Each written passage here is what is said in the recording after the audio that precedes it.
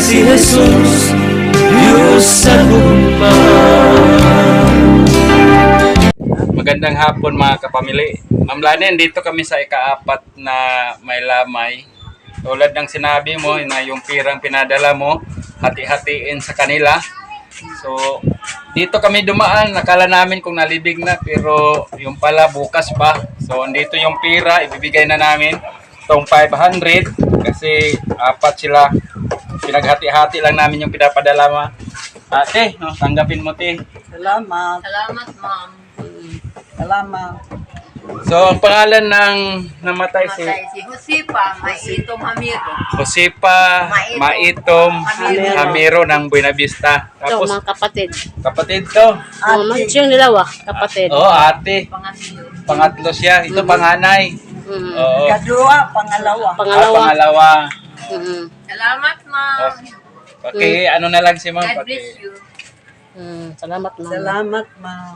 God bless you, Okay, ma'am. okay, ma'am. God bless you. Salamat. So, ito yung sabi namin na sa Buenavista 4. Parang na magsabay-sabay pag Living. living pero hindi naman. Ito yung una na namatay Mm. parang isang linggo na. Tapos si Maricor yung napuntahan namin doon. Tapos si Muning, tapos si Michael. So yung bigay mo Mm. tama lang talaga. Ito kasi nagbibigay ito ng mga bigas din dito pag yung mga masyadong hirap sa buhay. Binibigyan namin tag 5 kilo tapos grocery. Oo. Inikot-ikot namin kadalasan doon tapos sa mga sulok-sulok. Oo.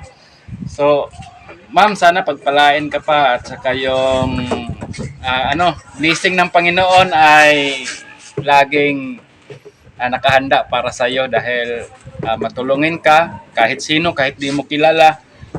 Dito nga sa Buenavista parang swerte rin ng mga tao dito kahit papaano na Naalala kita.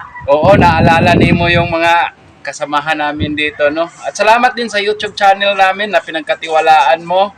At sana sa mga manonood, isuportan niyo yung YouTube channel ni Ma'am Lani Wonder Woman. Yung ikamatay para ni Josepa, Jose, yung Kanseros na daw ang iya Ang ipin. iya mga Ah, gums. yung gums niya, kanseros niya dahil sa pustiso ba yon na matagal na.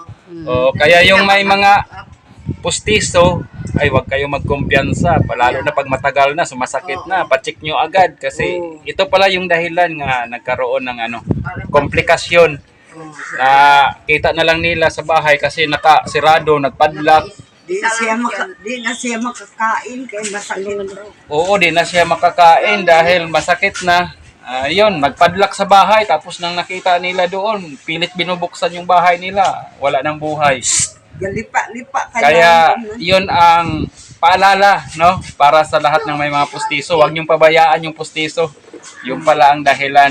So, ngayon, mapayapa na siya, no? Hindi na siya magtitiis dahil wala na siyang buhay.